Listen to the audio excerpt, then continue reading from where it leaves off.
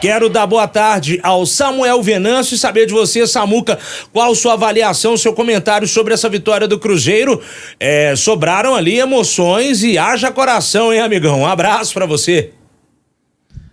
É isso, Rafa. Outro pra você, boa tarde pra todo mundo que nos acompanha aqui no Tempo Esportes.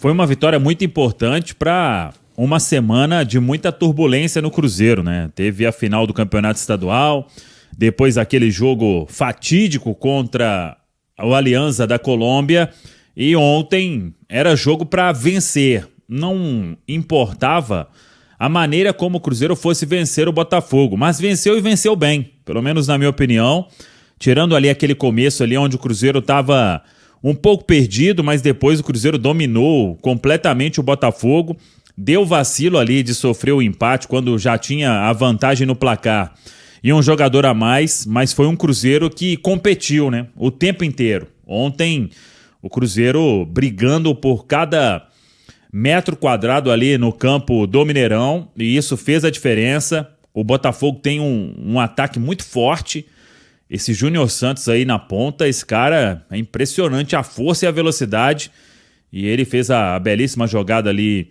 do primeiro gol, mas o Cruzeiro teve força para reagir, e um detalhe que eu acho que aumenta a importância dessa vitória: o Cruzeiro não vencia um jogo de virada em Série A do Campeonato Brasileiro há 49 partidas.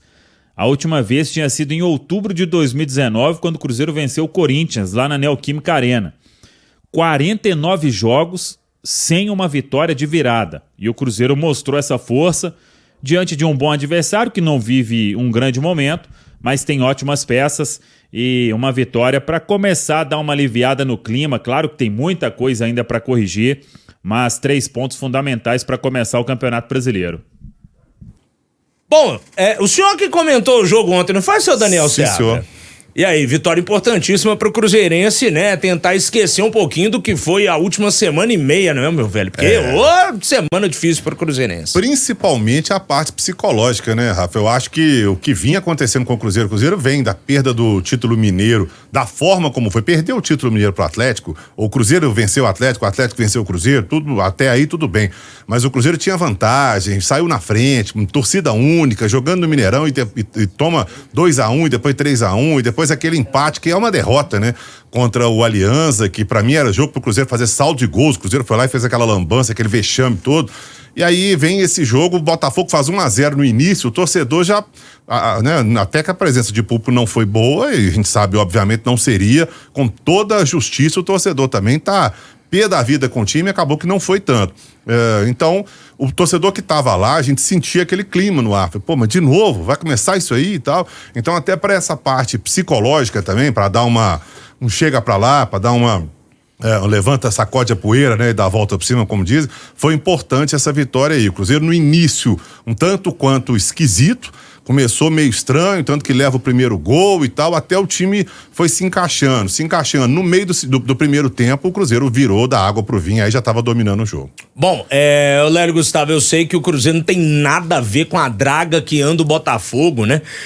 Time que oscila pra caramba, altos e baixos, que não vence em Campeonato Brasileiro, isso desde a reta final do ano passado, mas queria saber também o seu comentário aí, acompanhou o segundo tempo, né, Lélio, do jogo do Cruzeiro, foi o que você disse mais cedo. Gostou da atuação da Raposa, Lelão? Eu gostei, é aquilo que o Samuel falou, né? O mais importante era vencer, né? E não só vencer, era o time dentro de campo mostrar que realmente iria competir. E ele competiu até o final, porque foi um jogo muito brigado. Botafogo, o Arthur Jorge ali não abre mão, né, dos 4 atacantes o tempo inteiro ali, mas mesmo assim o Cruzeiro conseguiu, né, ir até o final brigando pela vitória num jogo muito estranho para falar a verdade, quando parecia que as coisas ficariam tranquilas, o Cruzeiro ganhando por 2-1, vem o Alexander Barbosa, dá essa mordida no calcanhar do Matheus Pereira, o time fica com 1 a menos e depois empata o jogo.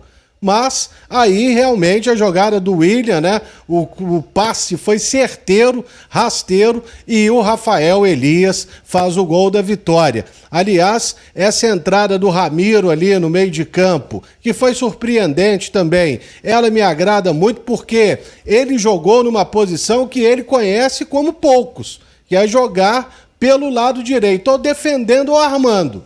Ah, mas o Ramiro não joga nada. Joga sim. Se ele não jogasse nada, ele não seria um jogador vencedor como ele é. E escalar o time com 3 volantes também não significa dizer que ele vai ser defensivo, porque ontem o Cruzeiro entrou com o Romero, Ramiro e com o Lucas Silva. Aliás, o Lucas Silva que fez até um bonito gol de pé esquerdo, que é um fato inusitado. Mas é uma vitória muito importante para o início de campeonato brasileiro e ganhando de um time que é considerado um postulante ao título brasileiro. Se pipocou ou não ano passado, são outros 500. Mas o Botafogo tem um time muito forte e foi uma belíssima vitória ontem no Mineirão. Ah, e com a torcida dando uma trégua, né? Principalmente após aí o Rafael Cabral sumir e tudo mais, torcedor que foi para apoiar o time, isso foi muito importante também. Mas apareceu, né, Teixeira? Apareceu depois de muito tempo em silêncio. Não, mas teve vaia pro Neres também, viu? Isso que eu ia falar com o Neres. É normal. Mas aí era aquele trio, né? Era o Neres, o Vital e o Rafael Cabral. Neres foi titular, Vital ficou no banco, entrou no segundo tempo. E o Rafael Cabral, que havia sido inicialmente relacionado para o jogo, nem sequer se concentrou com os companheiros, porque estaria em negociação com uma nova equipe para deixar a Raposa. Essa informação chegou, a gente apurou ainda na noite de sábado, né? Sim, foi que o Samuel, inclusive, postou lá, né? E depois o Cruzeiro só foi se pronunciar oficialmente depois do jogo. Na verdade, nem o Cruzeiro instituição. Foi o Fernando Seabra quem, na sua coletiva, falou sobre a situação. Falou que o Rafael Cabral treinou normalmente no sábado pela manhã e só no sábado à tarde é que a comissão técnica ficou ciente da situação e optaram em comum acordo que o jogador não deveria ser relacionado. Diante disso, Rafael Cabral não havia se posicionado até então. Mas hoje à tarde, por volta das 5 horas, o Rafael Cabral quebrou o silêncio e usou as redes sociais para criticar aquilo que ele chama de notícias mentirosas a respeito dessa novela que está se transformando a sua iminente saída do Cruzeiro. Abre aspas para o Rafael Cabral. A quantidade de matérias mentirosas que li a meu respeito essa semana precisaria de um longo podcast para desmentir uma a uma. Está muito fácil dar notícia, depois desmentir, depois dar outra. Poderiam, pelo menos, respeitar os torcedores e informá-los com a verdade. Fecha aspas para o Rafael Cabral. Da nossa parte, a gente tem a dizer o seguinte: a verdade, oficialmente, nós não sabemos. A partir do momento que o Cruzeiro, enquanto instituição, não se pronuncia, não existe uma única verdade. O Cruzeiro se pronunciou. Ué. Fala, Samuel. O Cruzeiro se pronunciou, o Fernando Seabra falou sobre negociação, os jogadores, companheiros de time dele falaram sobre uma saída, então as partes se pronunciaram, talvez falte ele se pronunciar, aí vamos saber a verdade dele, né? Da nossa parte a informação tem uma negociação em andamento para ele sair, tanto que ele, apesar de ter treinado no sábado, optou por ficar fora da lista dos relacionados em consenso com todo mundo, e o Anderson foi informado à noite, no início da concentração, que ele jogaria. Essa é a verdade do momento. Agora, ele tem que citar, né? Porque jogar de forma genérica no ar não é uma postura legal, né? Essa matéria aqui é mentira. Dá nome aos bois, né, Samu? Uma nota aí de... uma nota aí curta aí, dá pra se fazer, e ele vai informar a verdade e quem tá mentindo e o que é mentira, né? Não precisa de um podcast pra isso não, pelo menos é o que eu penso. É como ele falou ali, é muito fácil dar notícia e desmentir, é muito fácil também pegar todo mundo e colocar no mesmo balaio. Pois é. Aí realmente fica muito fácil. Eu acho que o que o Fred quis dizer também, Samuel, em relação ao Cruzeiro, o Cruzeiro de forma oficial, né? O Cruzeiro, a SAF, fala, olha, o Rafael Cabral não treina mais, não joga mais, está em negociação, vai sair ou não vai sair. Porque a gente ouviu do treinador, a gente ouviu de outros companheiros, o pessoal falando, pô, fomos pego de surpresa, né? O Rafa é um cara muito legal, é um dos líderes, né? Dos líderes do elenco e não sei o quê. E o Anderson falou, pô, me ligou, me desejou sorte e tal, legal, bacana. Mas oficialmente do Cruzeiro até agora, se vai sair, se não vai, se fica, se não fica, se vai jogar contra o Fortaleza, se não vai, ninguém sabe. A gente até separou aqui, viu, Samuca, Lélio e Gustavo, 2 desses companheiros, né? Um é o Fernando Seabra, o treinador, e o outro o Ramiro. Quer começar chamando qual, Fred? Vamos com o do Ramiro primeiro, porque do Ramiro é importante a fala dele, que mostra como que o grupo dos jogadores recebeu a notícia de que o Rafael Cabral não estaria à disposição para esse jogo. Cara, primeiramente, de coração eu fico triste pela situação que aconteceu com o Rafa, porque além de um colega de trabalho exemplar, ele se tornou um grande amigo pessoal. Então, um cara que era um líder nosso, que era um cara positivo, que trabalhava sempre, passou por um momento de dificuldade. A gente fica triste por tudo que ele sofreu. Acho que a gente, como grupo, podia ter tentado blindar um pouquinho mais ele, enfim, mas aconteceu. Acho que isso aí faz parte do futebol. O que a gente pode torcer é que a decisão dele ficar ou dele sair seja a melhor possível e que o coração dele manda, que a família dele manda, se ele estiver em paz, a gente fica feliz e eu torço muito pelo sucesso dele, esse é o principal de tudo.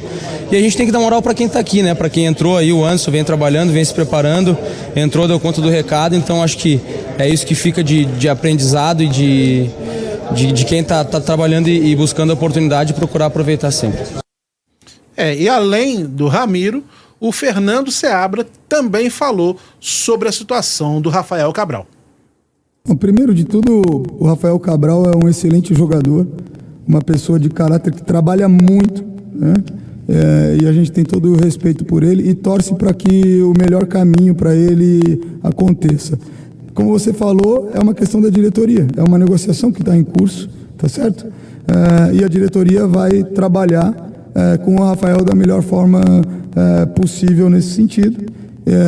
Como é algo que influencia a tomada de decisão do jogador sobre a vida profissional dele, a gente precisa, nesse momento como treinador, dar o espaço, respeitar e deixar a diretoria interagir com ele para escolher o melhor caminho. Então eu vi com naturalidade, dei toda a confiança no Anderson, porque a gente acompanha o trabalho dele e sabe da qualidade profissional dele no dia a dia e sabia que ele tinha condições de encarar o desafio. Na verdade, isso foi algo que surgiu e eu, na minha posição, eu tenho que ir para soluções. Eu não posso ficar parado pensando nisso, eu tenho que me mexer. Não, eu soube durante a tarde. Ele treinou de manhã e durante a tarde eu soube. Surgiu uma proposta e diante disso o jogador está elaborando, ele está pensando, ele está refletindo. É melhor que ele não venha para o jogo, porque para vir para o jogo precisa estar com a cabeça 100% no jogo. Então, ele está interagindo com a direção e vamos esperar aí o desfecho da situação. É isso, está interagindo com a direção, vamos esperar o desfecho, nós também esperamos, mas a gente apura. E, a princípio, o destino que seria o mais provável, o mais fácil de se pensar, seria o Santos, com o clube que o revelou, o Rafael Cabral. Mas o próprio Santos já afirmou nesse momento que não vai se mobilizar para fazer uma proposta pelo Rafael Cabral. A princípio, o Santos vai bancar o João Paulo, que fez um grande campeonato paulista, falhou na hora da final, ok, falhou, mas foi eleito inclusive o melhor goleiro do campeonato paulista, e o Santos vai bancá-lo. E aí estariam correndo por fora ali Grêmio e Red Bull Bragantino como possíveis candidatos a levar o Rafael Cabral para a sequência da temporada. Aliás, vamos aguardar um posicionamento agora oficial. Foi falado aí, né, nada oficial, mas uma possível troca do Rafael Cabral pelo João Paulo, né, no 0-0, vai um para cá, vai outro para lá. Acho que o Cruzeiro aí sairia num lucro gigantesco, viu? Essa aí eu acho que são mais rumores mesmo, sabe? Eu não penso, até pela situação de idade, né, de jogadores formados no próprio clube, é complicado. Mas vamos aguardar, enquanto a gente não tem a confirmação oficial, um posicionamento oficial, vamos esperar para que as próximas cenas dessa novela se desenvolvam e termine rapidamente com uma definição. Sai, não sai, adeus, ok, obrigado pelos serviços prestados, mas o fato é, a torcida do Cruzeiro festejou a saída iminente do Rafael Cabral. Antes do jogo, nós entrevistamos vários torcedores e foi quase unânime que não havia mais clima para o Rafael Cabral no Cruzeiro. O Anderson, quando teve o nome falado lá no sistema de alto-falante do Mineirão, foi ovacionado antes da partida começar. Fez uma defesa sensacional, um toque de letra, se não me engano, né, do Júnior Santos. O torcedor do Cruzeiro comemorou como se fosse um gol. Então, assim, logo no início do jogo, uma bolinha boba cruzada na área, e ele pegou normal, encaixou e tal, e a torcida... Exatamente. Então, assim, houve um momento que realmente ficou complicado para o Rafael Cabral ter uma sequência no Cruzeiro. Vamos aguardar. Mas aí, Samuel, deixa eu te perguntar, fazendo um trocadilho aqui com aquele programa do Comedy Central. Vendo o resultado, o Botafogo chegou a empatar o jogo, depois o Cruzeiro faz o terceiro gol. A culpa é do Cabral? Interrogação. Isso aí é uma pergunta que é difícil para responder. Eu acho que seria um ato de covardia quem respondesse que a culpa é do Rafael Cabral. Então, eu não me encaixo nisso aí. Eu acho que o Anderson teve uma apresentação ok para quem não atuava há um bom tempo. Teve sorte, aquele ditado que goleiro bom precisa de ter sorte, né? Naquela saída que ele deu do gol ali, num vacilo do Lucas Romero, o Jefinho driblou o goleiro do Cruzeiro e acabou chutando na rede do lado de fora e fez essa defesa aí, que eu acho que foi uma defesa muito importante, porque também ali o Botafogo faria 2-1 logo no comecinho do segundo tempo com o Júnior Santos. Então, acho que é um goleiro que já mostrou potencial em outras equipes e tem a confiança de todo o grupo e agora assume aí a meta do Cruzeiro. Então, não sei o que vai acontecer nessa questão aí do Rafael Cabral, mas eu acho que, repito, seria um ato aí, não de desonestidade, mas de jogar um peso ainda maior, falar que ele saiu e todos os problemas foram resolvidos. Eu acho que não. Acho que o Cruzeiro, de uma maneira geral, jogou, competiu mais e jogou para vencer o Botafogo para, repito, começar essa nova caminhada aí na temporada. A culpa você pode falar que teve no segundo gol contra o Aliança. Isso aí é inquestionável, sim, sabe, né? E quanto isso não há muita dúvida. Agora, o que o torcedor do Cruzeiro também quer saber é o seguinte, Samuca. E aí, vai atrás de outro goleiro ou não? O Anderson realmente ele está apto a ser um titular do Cruzeiro, porque é uma posição que a torcida sempre foi muito mal acostumada, né? Para falar a verdade. Ali, depois do camisa 10, o que o Cruzeiro teve de goleiro, meu chapa, de nível de seleção brasileira, é um negócio impressionante. E aí? Pois é. A informação é que, saindo o Rafael Cabral, o Cruzeiro iria sim ao mercado. Agora, tem que ver essa questão aí do Rafael, né? Como que vai ser essa saída? Lembrando que a janela, ela, para jogadores aí que tem contrato, que atuaram nos campeonatos estaduais, ela se encerra agora na sexta-feira. Por exemplo, se negociar, teria aí até sexta para uma reposição, ou então contratar algum jogador que esteja livre no mercado, ou deixar para a janela do meio do ano. Vamos ver, tem quarta-feira aí para o Anderson também, né? Jogar mais uma vez, até porque se a negociação ela existe, não vai terminar e já voltar o foco do Rafael imediatamente, né? Pelo menos é o que eu penso. Então acho que ele não viaja para Fortaleza, o Anderson segue e joga na quarta-feira. Só um detalhe, você falou, Teixeira, dos times aí, né, que estariam interessados no futebol do Rafael Cabral. Tava tentando abrir aqui o site do Grêmio, mas não tá abrindo nem por decreto para saber do elenco profissional. Agora foi. O Grêmio, ele tem como goleiros o Marquezinho, o argentino, o Kaique, ex-Vitória. Tá jogando, né? Tá jogando. Gabriel Grando, que foi um moleque que se destacou. E tem o Felipe também, o Scheibig. São alguns jogadores aqui que estão na página do elenco profissional. Não tem um titular, viu? Fica rodando. Marquezinho, exatamente. Isso mesmo. Marquezinho foi contratado recente agora. Foi. E jogou ontem. Jogou ontem. E lá no Bragantino, Cleiton. O glorioso Cleiton, né? Então, assim, eu apesar de ver que tem aqui 3 goleiros, né? O Kaique é até bom, cara. O Kaique no Vitória pegava pra caramba, depois de uma fase ruim, melhorou e foi parar no Grêmio. O Grando, não precisa nem falar, foi um moleque que quando o Grêmio tava num aperto aí, deitou lá na meta gremista. E o Marquezinho é um cara muito experiente, mas igual o Lélio falou, não tem um titular definido. E o Bragantino tem esse problema aí com o Cleiton, que tem jogo que ele brilha e tem jogo que não passa tanta confiança. Então a gente segue monitorando aí para ver qual o provável destino do Rafael Cabral. Teixeira, voltando contigo pra gente finalizando esse primeiro tempo do Cruzeiro, meu velho. Agora é a expectativa sobre essa lista de relacionados. O Cruzeiro viaja hoje à noite para Fortaleza, treina amanhã pela manhã lá em Fortaleza, quando o Fernando Seabra definirá a escalação da equipe. A grande questão é saber se o Matheus Pereira terá condições de atuar.